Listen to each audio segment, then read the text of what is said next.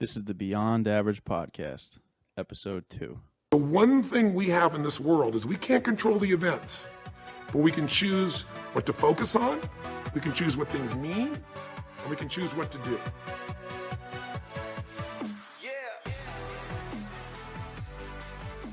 And we're live.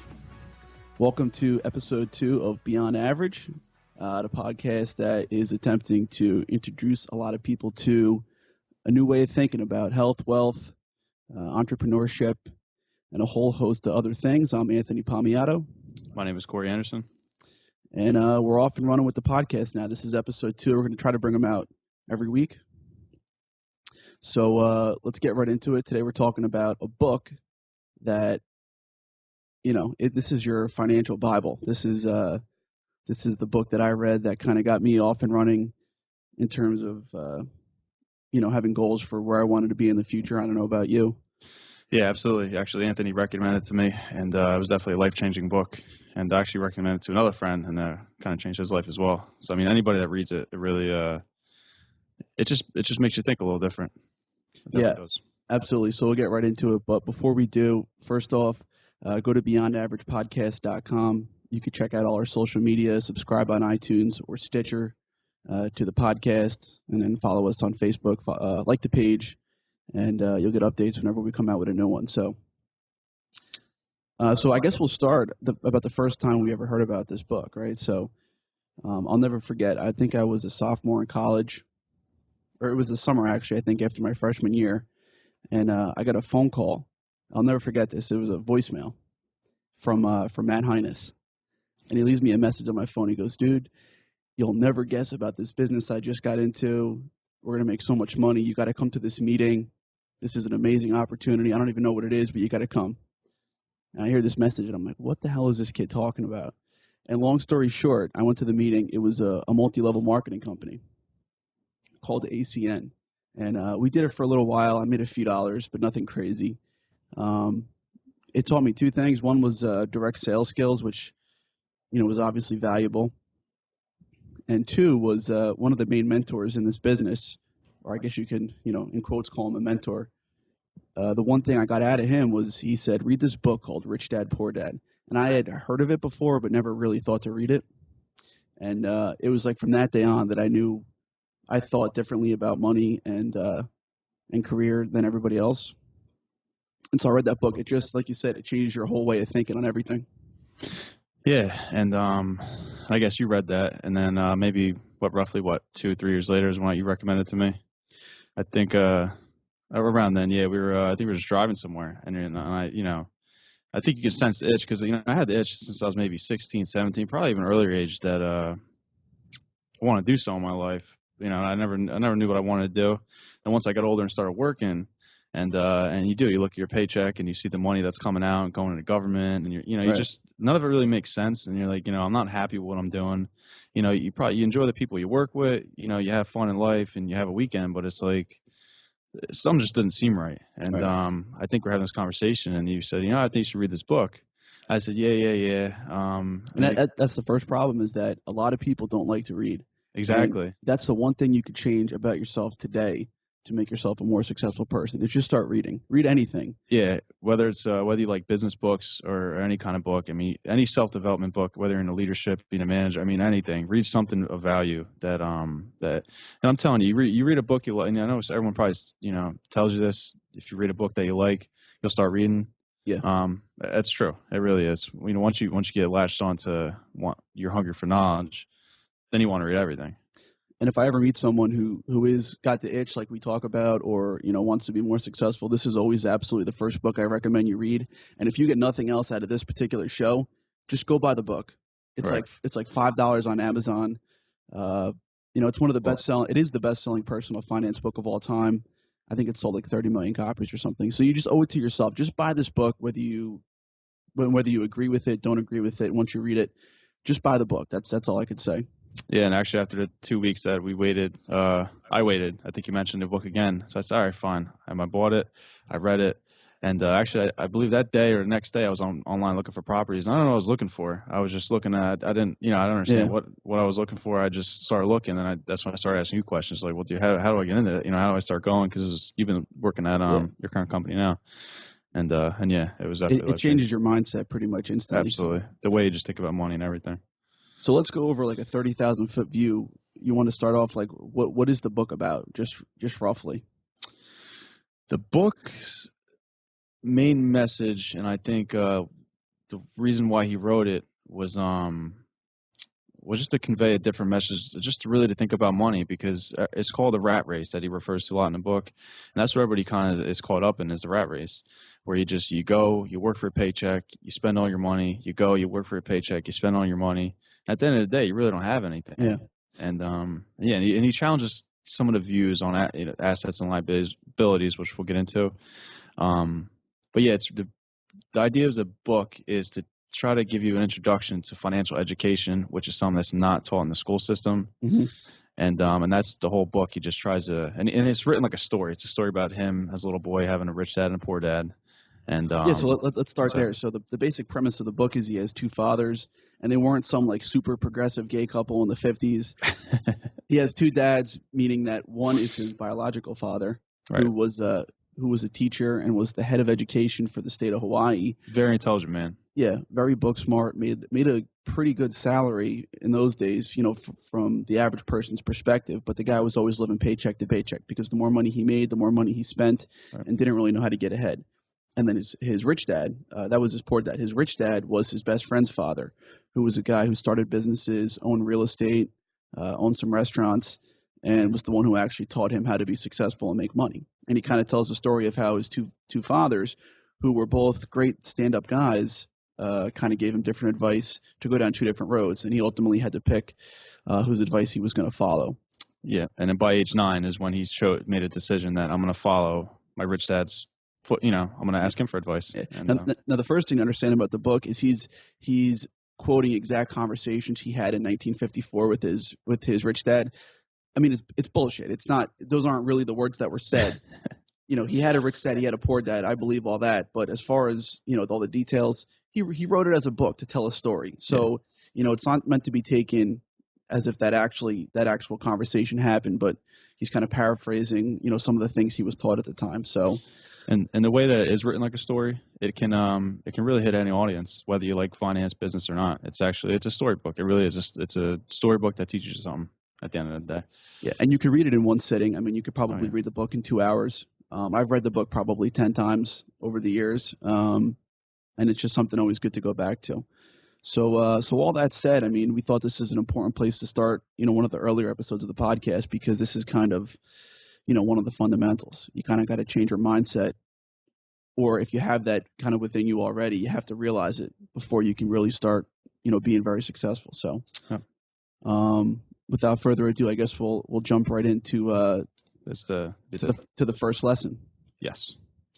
So what we're going to do now is basically just kind of outline, maybe a few minutes on each chapter, or not each chapter, but each lesson in the book. There's 6 main lessons, just to kind of give you an overview of some of the things that he's talking about. And the first lesson deals with the rich don't work for money. So Corey, you want to start us off kind of what the hell he's trying to say? Yeah.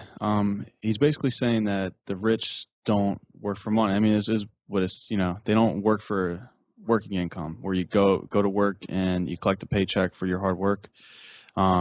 You basically put your money to work for you, by owning businesses, real estate, and things of that nature. I mean, it's really self-explanatory. Where the rich, it's right. It's a simple concept, but it's really just like a paradigm shift, because most people out there think that if you want money, you have to go trade your hours for dollars. Oh, yeah. And then every 2 weeks, every 2 weeks you get a paycheck and you put it in the bank, and that's all there is to it. And so you really have to just change your whole mindset and understand, well, what do rich people do? Rich people don't do that. So if you want to be wealthy, if you want to have a lot of money, you have to stop thinking that you trade hours for dollars. You have to understand that rich people have businesses, real estate, or even certain types of paper assets, stocks and such, that are going to be working for you, while you're not actually doing any physical labor. Exactly. And again, if you're in a position where obviously you can't just up and quit and stop working for money, that's perfectly fine. But the idea is to take that income you earn and start acquiring assets. And it doesn't have to be real estate. You know, you can buy into businesses that maybe you believe in. I don't know, maybe you're a hardcore vegan and, you know, you want to back, you know, vegan businesses. And I mean, there's so many opportunities out there to get involved in something else other than just working for a paycheck, trading your time for money. Anybody who really wants to could start a business with Absolutely. like minimal capital. And obviously we'll talk about some of that stuff in different episodes, but you just really need to change your mindset and understand that, you know, you have to go out and, you know, stop trading hours for dollars if you ever want to really be wealthy. Right. And to actually further illustrate that point, there's a story in the book. There's many stories in the book, but one is of Robert when he actually worked for his rich dad. And his rich dad actually stopped paying at this point in the book to kind of teach him that the rich don't work for money. And he noticed it made Robert think, how can I turn this into a business? Exactly. And he noticed at the convenience store he was working at for free, he noticed comic books being thrown out. And he asked, you know, what can I do? Can I have them? And the rule was as long as he doesn't resell them, yes, he can have them. So what he did was he opened up a little library, open from 2:30 to 4:30 in Rich Dad's basement.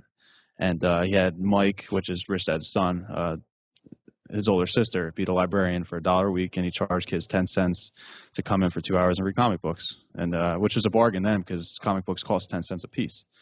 And so that was kind of how he started his first business. Yeah, it was very interesting. So moving along to chapter 2, it's called Why Teach Financial Literacy. And one of the first things he talks about is how, you know, currently we don't have financial education in school. Schools teach you skills. They're supposed to teach you skills anyway and kind of teach you to become an employee. You know, if you want to be a doctor, a lawyer, an accountant, you know, you can learn those things going through college, but nobody ever really teaches you about money. And since it's one of the most important things to know, he kind of questions why is it that we don't ever learn that stuff? Yeah, that's basically it. And it's basically this chapter kind of goes over the difference between assets and liabilities. And he caught a lot of heat when he wrote this book because he said, you know, everyone thinks a house, you know, the home you live in is an asset. And he says, no, it's not an asset. It's a liability. And his basic definition is assets put money in your pocket, liabilities take money out. And yeah, obviously it's not the definition your accountant's going to use, or it's not what you're going to use when you're filing your taxes. Exactly. But again, he's just trying to change your mindset on all that stuff. Exactly. Don't call your house an asset because as many people found out during the bust in 2008, you know, your house can lose half its value. And if that's what if you're counting on your house going up in value because you think you're going to retire and sell your house for 5 times what you paid for it, you know, you might be in a rude awakening. That might not be the best plan for you. Right. And his word on that is, a lot of people say my house is my biggest asset, and he says if that's your biggest asset, I mean, you got bigger problems because it's not. And he kind of just reinforces the importance of having financial education and having a strong financial foundation before you start accumulating wealth, because you can lose it very quickly if you don't. Absolutely. And you were talking earlier about the analogy to the Empire State Building. You know, if you're going to build the Empire State Building, you don't just start building. You got to start with a good foundation. Exactly. You're not gonna have a foundation that you would use to build a single family home to build the Empire State Building. You got to build something really strong. Right. So he's talking about having a good understanding of what an asset and what a liability is before you start going out there and trying to become successful. Because if you just kind of go out there and don't know what the hell you're doing, you know, you're going to get burnt. Yep. Exactly right. Chapter 4, lesson 3 is the next one, and it is about it's called Mind Your Own Business. Yes, I'm sorry. And he kind of in this one he kind of differentiates between your profession and your career, and your business essentially. In other words, if you say, you know, well, what business are you in, and you say, you know, I'm an accountant or I'm a lawyer. No, that's not your business. Well, next question would be, do you own that business? And they said, no, that's where I work. Well, that's not your business. That's your profession. And that means you don't have a business and you need to find one. For Anthony and I, we're both love real estate. Looking at real estate, land, it's just, you know, something that intrigues us. So that's our business. But right now, my profession is I'm an engineer. Anthony's a real estate broker. So you want to be a hardworking employee. You want to be good to your job, good to your employer, but you always keep your business in mind is basically what he's saying in this chapter. We actually quoted Jim Rohn last week, you know, work full-time on your living while you work part-time on your fortune. And that's pretty much what he's talking about here. You have a job, you're making some type of income, while you're also out there building some sort of business. Right. And there's different ways you can do that. He talks about one being a business where you're not necessary for the day-to-day operations. Because if you're an accountant and you own your own accounting firm and you work 100 hours a week, you just own the job, really. Right. You're really not financially free. Right. And listen, obviously, when you start a business, you're very involved. But the goal is to work towards something where you're not necessarily involved in the day-to-day operations of it, or at least that it's not dependent on you. Other things he talks about is cash flow real estate as opposed to investing for capital gains real estate. So he's not talking about people flipping houses. He's talking about people who want to invest for cash flow. Other things he talks about, there's certain types of stocks, high dividend stocks and things that pay a reliable dividend over time. These are all types of things that you want to just bank in your asset column. So as you're working, making that full-time income at whatever job you have, you should be accumulating assets in your asset column, constantly. Yeah, and it's all about being creative. So if none of these things appeal to you, find something that you truly love. It might be in health. It might be in the hospitality industry. There's always some type of business associated. Exactly. With it. Learn about it. And if it's something you love, you're passionate about it, you're going to take the time to really learn about it. And, you can be a full-time accountant during the week, but on the weekends, you're working on getting knowledge and education about the industry you want to eventually be in. Yeah, and one of the things people say, I don't have any money to start investing in a business or invest in this or invest in that. And it's bullshit, because silver right now is something we've been talking about for years, is one of the best investments going. You could take a $20 bill right now, even less than that, go to the coin shop and buy a silver dollar. Excuse me. It is a dollar. Yeah. The denomination is $1, but yeah, it'll cost you about $16 plus a little bit over spot. You could buy a silver coin a week, and start investing. So there's no excuse really that you can't. It's just a matter of having the knowledge and the wherewithal to actually go out and start doing that stuff. Exactly. So lesson 4 is the history of taxes and the power of corporations.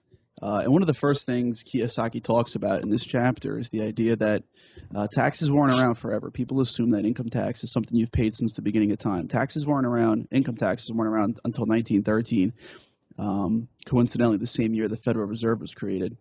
And they were supposed to be a temporary solution to raise some money, and they never went away. And they were originally enacted to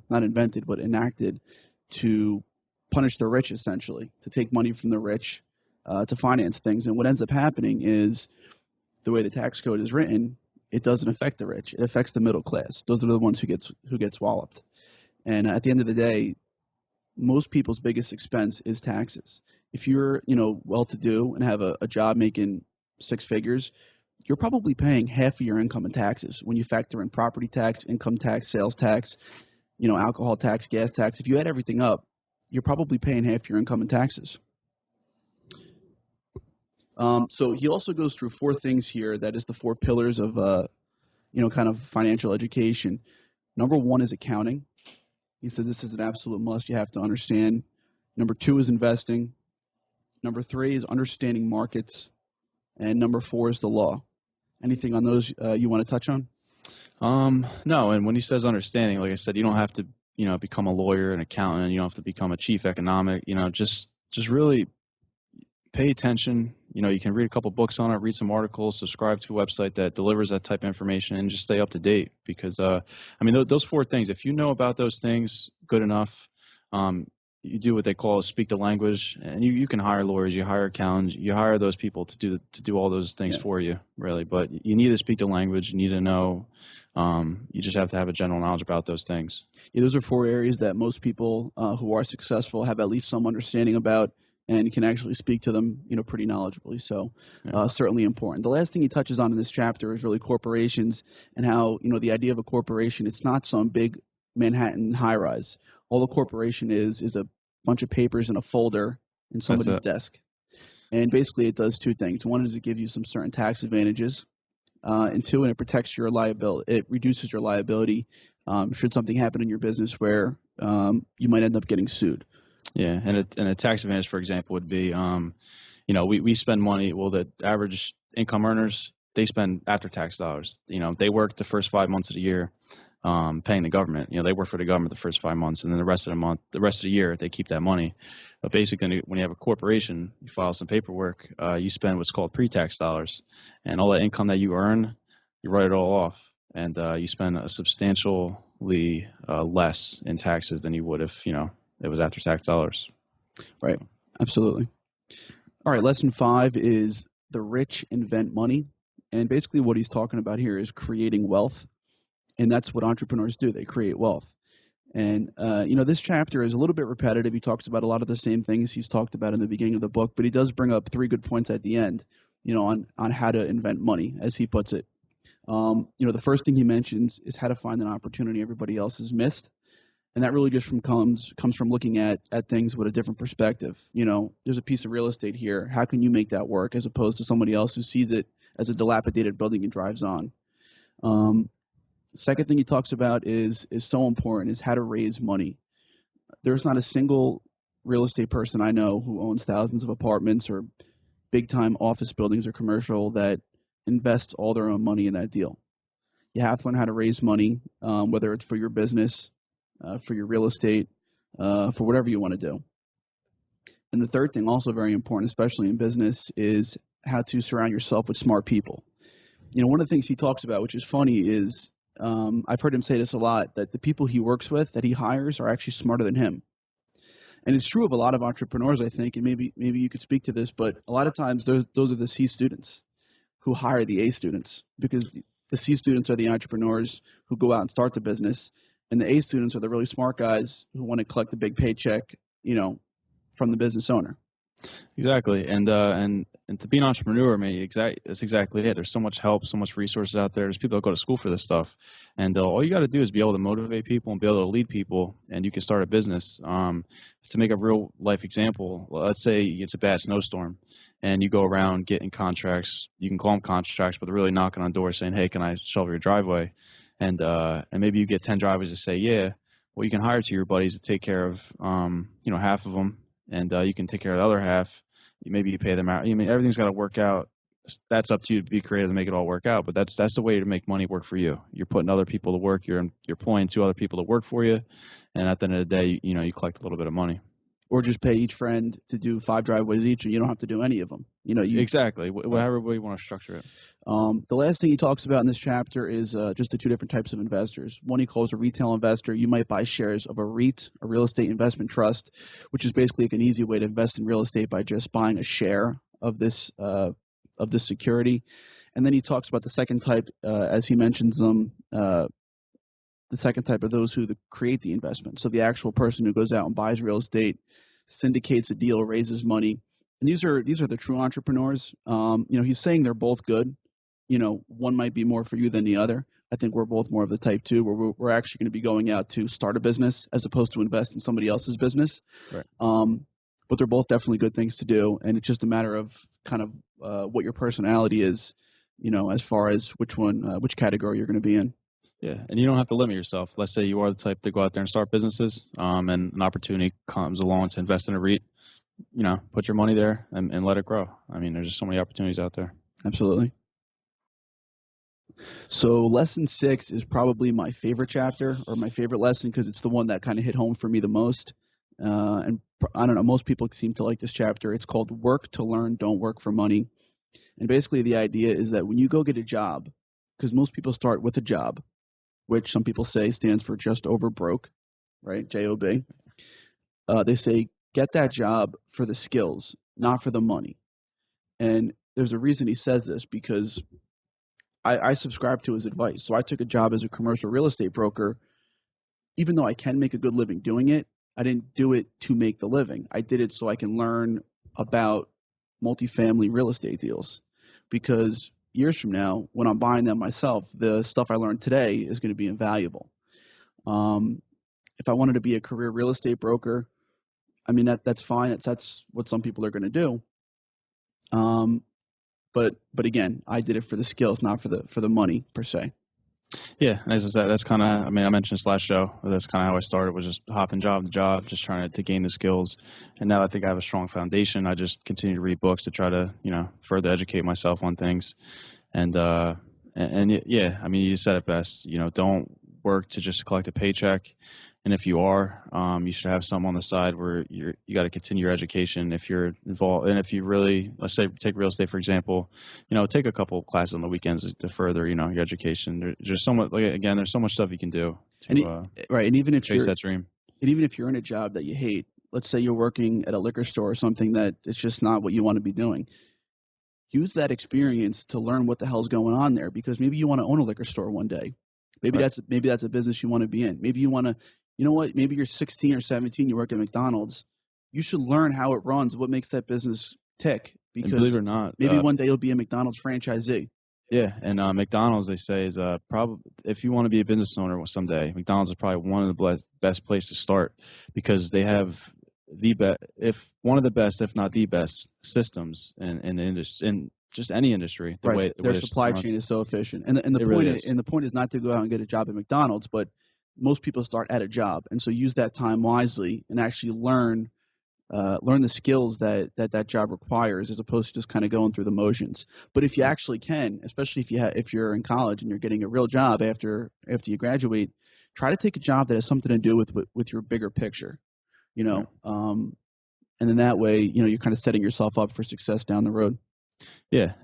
For example, you want to own a pizzeria someday. Go get a job in a pizzeria. I mean, that's on the small scale. Maybe you want to own an accounting firm one day. Well, go get a job in an accountant office. Just stuff like that. So always keep that in mind. So I mean, that's pretty much the book. I mean, it's those 6 simple lessons. Like I said, you could read this book in 2 hours. I've read it 10 times. Yeah. We've kind of outlined, the 30,000 foot view of it, but he goes into a lot more detail in the book. Tells a lot more stories. Yeah, and he tells a lot better than we did. It's really a great book to read, and it's a great place to start, especially if you're don't really like reading. I'll tell you right now, just the first chapter will have you hooked, just because it starts off in story mode. So you're just kind of like, you're wondering what's going to happen next. So that about does it for this episode. Thank you, everybody, for tuning in, and go to the show notes page for this episode, beyondaveragepodcast.com/002. You'll see the notes for the show plus a link to go buy the book. Right. And we decided to, first of all, thank you guys, the ones that listened to the first episode. And if you didn't listen to the first one, go back and listen to it. But we thought, we chose this. Well, Anthony said, hey, I think we should do the next show on Rich Dad Poor Dad, and I agree, just because that's kind of where we started. So we figured it felt fitting to start the show off with something that kind of changed our life, and hopefully it can change yours as well. So again, do us one final favor: beyondaveragepodcast.com. Go like our social media stuff, or go to facebook.com/beyondaveragepodcast. Please share the page, invite your friends. We're trying to grow this thing a little bit, and any help is certainly appreciated. Right, and you can follow me at CJ Anderson71, and Anthony, where you at apalm8. That's right. And if anybody wants to be on the show, anybody's an entrepreneur out there who's interested in possibly coming on the show to promote whatever you're doing, or just to shoot the shit, please let us know. We're open to start bringing some guests on the show. We already have a few lined up, but the more the merrier. So. All right. Thank you, guys.